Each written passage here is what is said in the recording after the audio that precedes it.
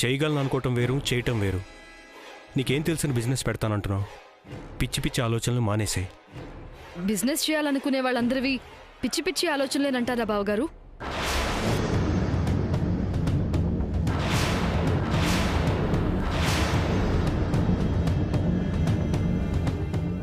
అన్నదమ్ములు మాట్లాడుకుంటున్నప్పుడు మధ్యలో తలదూర్చకూడదు దాక్షాయిని. సారీ అక్క. శంకర్, ఏం బిజినెస్ చేయాలనుకుంటున్నావు? బట్టల వ్యాపారమా? నాకు చదువు లేదు కాబట్టి క్వాలిటీలు డిస్కౌంట్ల గురించి పెద్దగా తెలియదు. పొలం పనుల గురించి, వ్యవసాయం గురించి నాకు తెలుసు. దానికి సంబంధించింది ఏదైనా చేద్దాం అనుకుంటున్నాను. ఏదైనా అంటే? ఇంకా ఏం ఆలోచించుకోలేదన్నయ్య. వింటున్నావా? ఇంకా ఏం ఆలోచించుకోలేదట, కానీ నిర్ణయం మాత్రం తీసేసుకున్నాడంట.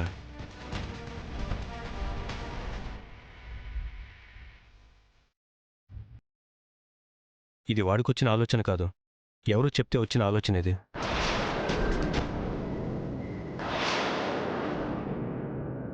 అలా అని ఎందుకు అనుకుంటున్నారండి?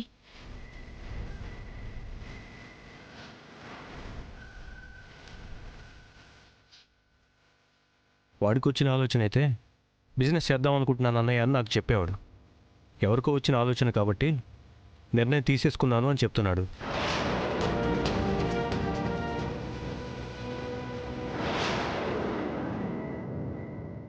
అమ్మో, కల్లో పెద్దని ఇలాగే మాట్లాడాడు. ఇప్పుడు కూడా అలాగే మాట్లాడుతున్నాడంటే కళ్ళలో విడిపోయినట్టు నిజంగానే విడిపోతామా? ఏమంటావు అన్నయ్య? అనేది ఉందిరా, నువ్వు నిర్ణయం తీసేసుకున్నాను అన్నావు కదా. నువ్వు నిర్ణయం తీసుకున్న తర్వాత నేను చెప్పేదేముంది, నువ్వు వినేదేముంది?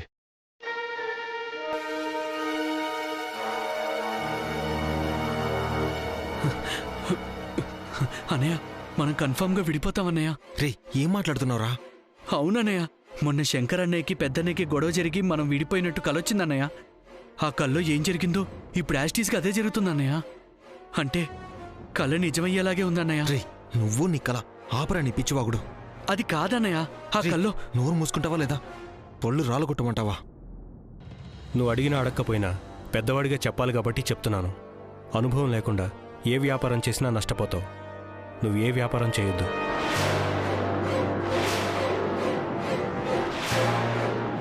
ఏది చేయకుండా అనుభవం ఎలా వస్తుందన్నయ్య? ఏదో ఒకటి చేస్తేనే కదా అనుభవం వస్తుంది.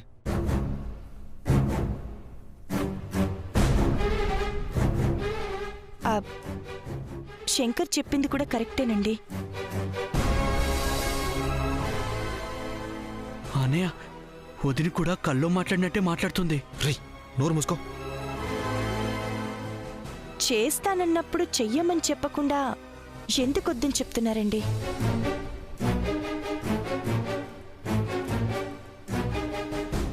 రేపో మాపో శంకర్కి పెళ్ళవుతుందండి. పెళ్ళయ్యాకైనా తనకంటూ సొంతంగా సంపాదన అంటూ ఉండాలి కదా. ఏంటి వాడు సంపాదించేది? వాడికి ఎంత కావాలంటే అంత ఇవ్వటానికి నేను లేనా? మీ తమ్ముడు మిమ్మల్ని అడగడానికి, తను సొంతంగా సంపాదించుకోవడానికి చాలా తేడా ఉందండి. అడగడానికైనా తీసుకోవడానికైనా చెయ్యి చాపాలి. చెయ్యి చాపకుండా ఉండటానికి కష్టపడాలి. కష్టపడతానంటే వద్దంటారేంటి?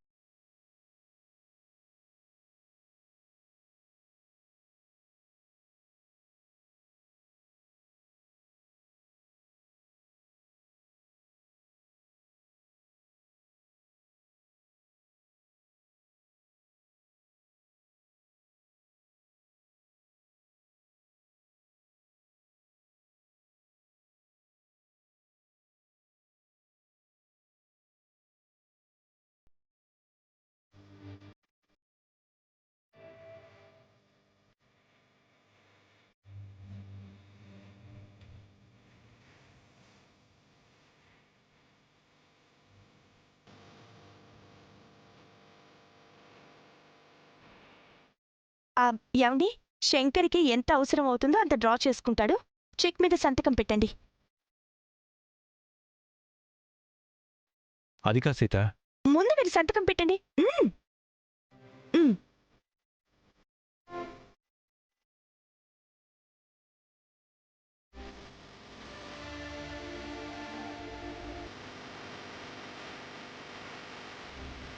ఆ,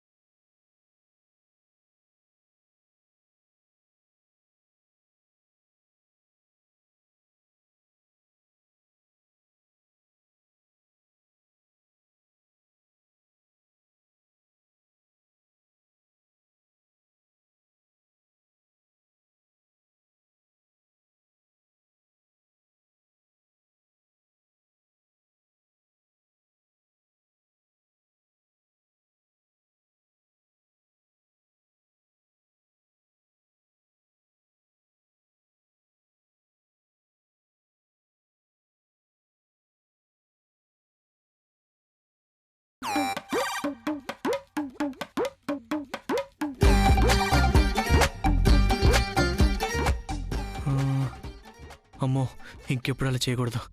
ఇంకెప్పుడైనా అన్నయ్యకి ఎదురు చెప్తే ఖచ్చితంగా విడిపోతాం. ఆహా, అలా ఎప్పుడు చేయకూడదు. అమ్మో, డైలాగ్ టు డైలాగ్ నిజంగా అలాగే జరిగిందేంటి?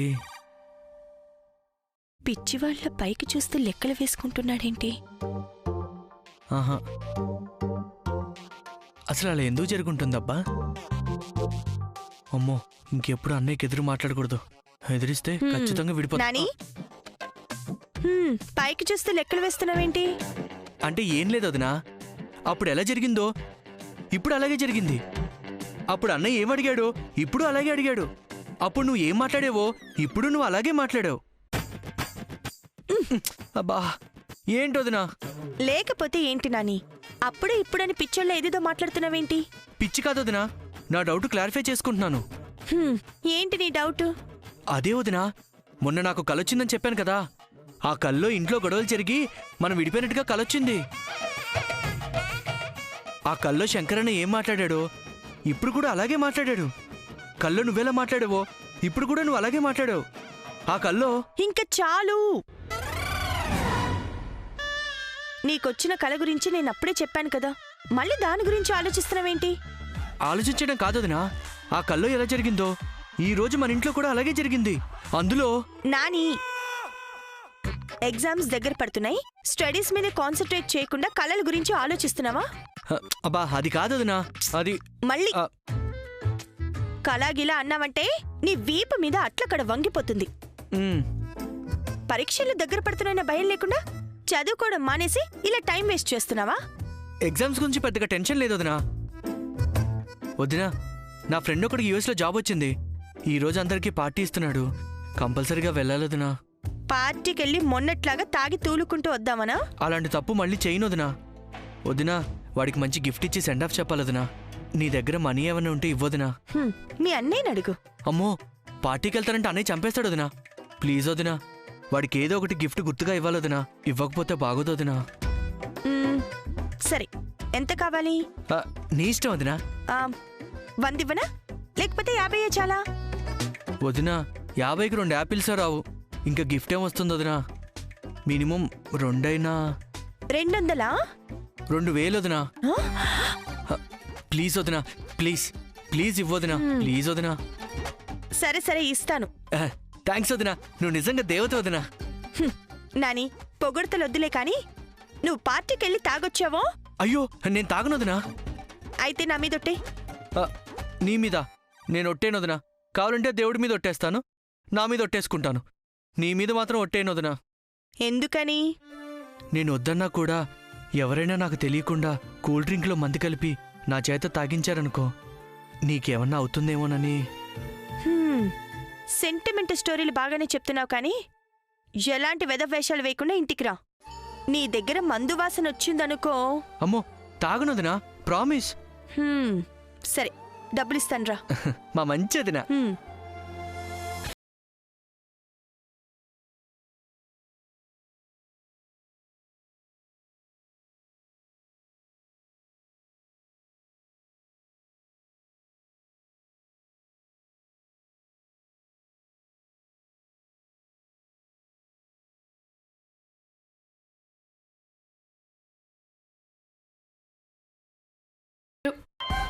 అదే బైక్ మీద వెళ్ళామనుకో, నువ్వు ముందు నేను వెనక కూర్చోవాలి.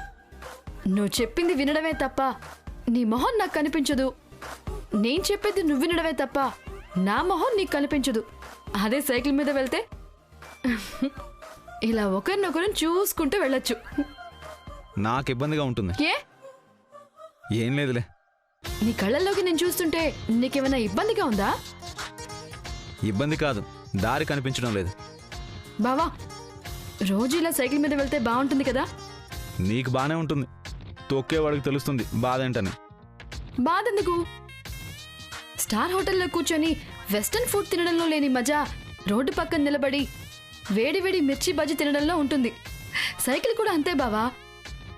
అందుకే శ్రీమంతుడు సినిమాలో మహేష్ బాబు కూడా సైకిల్ తొక్కాడు. నువ్వు కూడా మహేష్ బాబులా అనుకుని ఫీల్ అయిపో. మనకంత సీన్ లేదులే గాని తొక్కడానికి చాలా ఇబ్బందిగా ఉంది. నీ బరువు ఎంత? ఆడవాళ్ల బరువు అడగకూడదు బావా.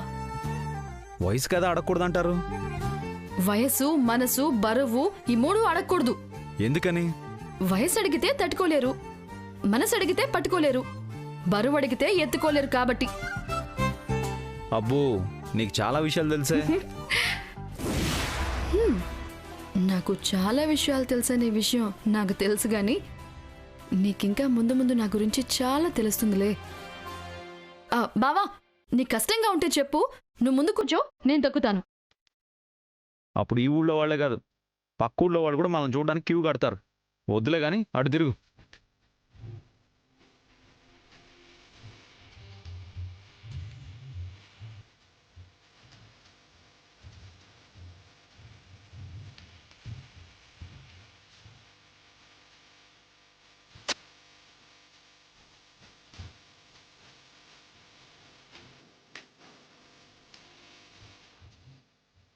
బా బా బా, ఆ బాబు, ఐస్ క్రీమ్, ఐస్ క్రీమ్. ఉండు. బాబు, ఏమున్నాయి? ఏం లేవు మేడం, ఒకటే ఐస్ క్రీమ్ ఉంది.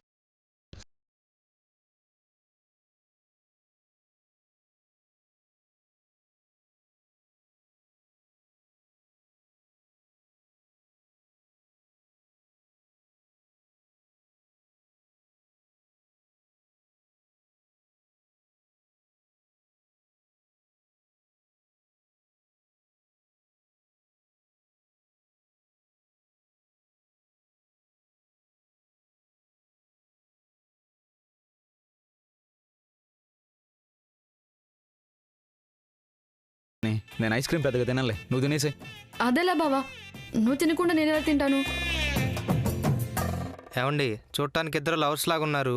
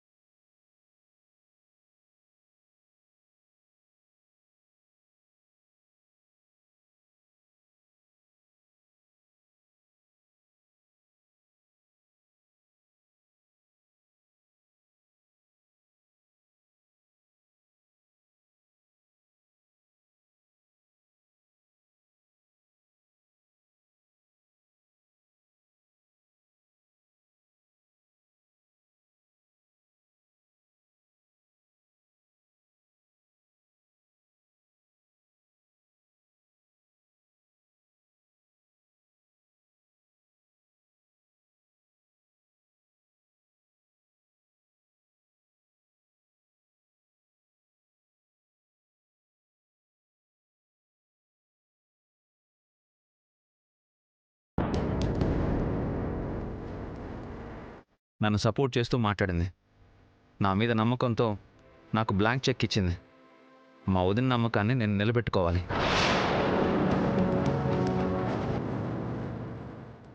మా అన్నయ్య నన్ను అర్థం చేసుకోలేకపోయాడు, కానీ మా వదిన అర్థం చేసుకుంది. మా వదినది నిజంగా తల్లి మనసు. ఏంట్రా వదిన వదిన అని వద్దని జపం చేస్తున్నావు. ముందు వీళ్ళని విడతీస్తే గానీ వీడు నా గురించి తలుచుకోడు. చేస్తా అది కూడా. ఏంటి ఆలోచిస్తున్నావు? ఐస్ క్రీమ్ తిను.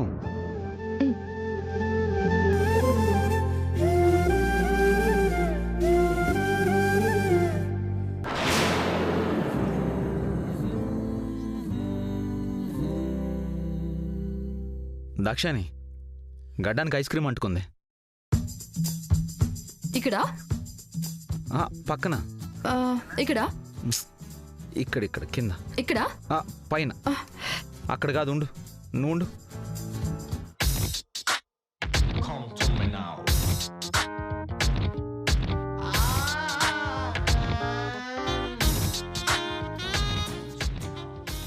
అయిపోయింది.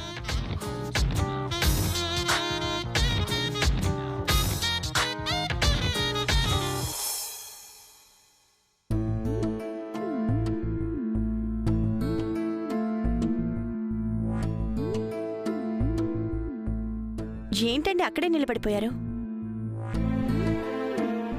ఏంటి అలా చూస్తున్నారు?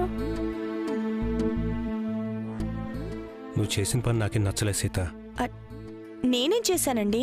నేను శంకర్కి తన కొత్త వ్యాపారం వద్దని మందలిస్తున్నప్పుడు నువ్వు వాడిని సపోర్ట్ చేస్తూ మాట్లాడటం నాకు నచ్చలేదు. మీరు వద్దని చెప్పడం నాకు కూడా నచ్చలేదు.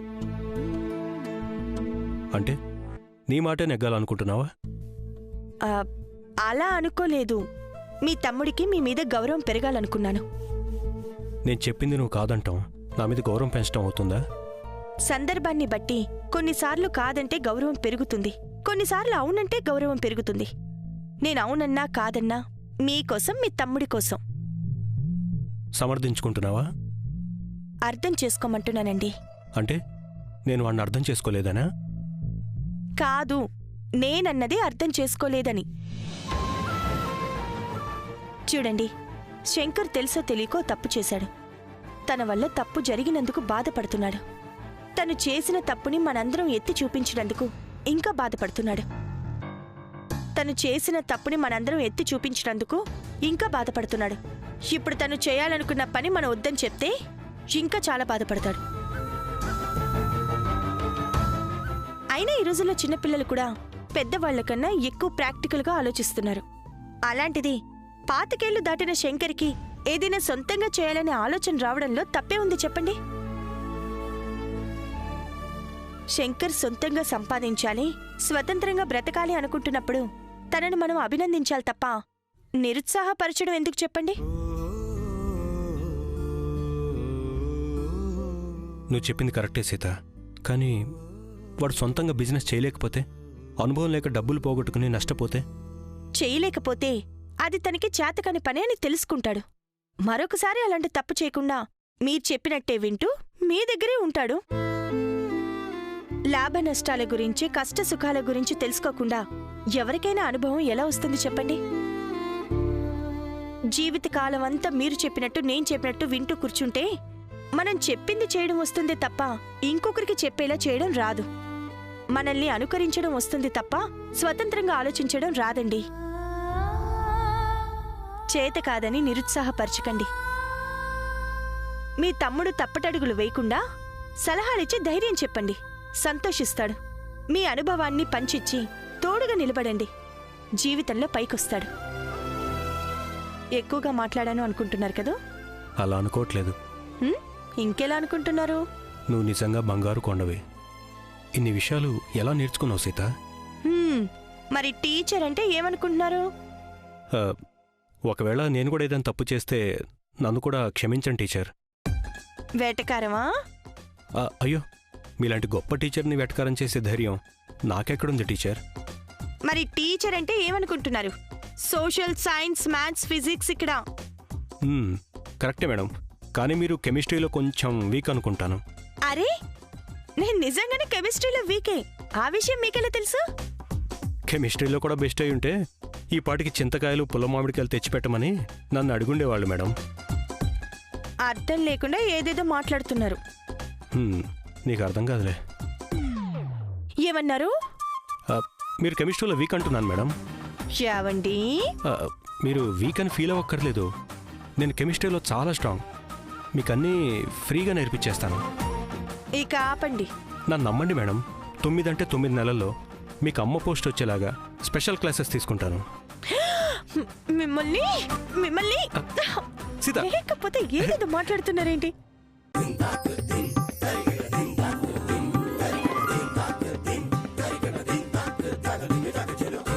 అయ్యో, కరెంటు పోయిందండి. కెమిస్ట్రీ క్లాసెస్కి లైట్ లేకపోవటమే కరెక్ట్ సీత. అబ్బా, వదిలేండి. సీత, సీత ఆగు.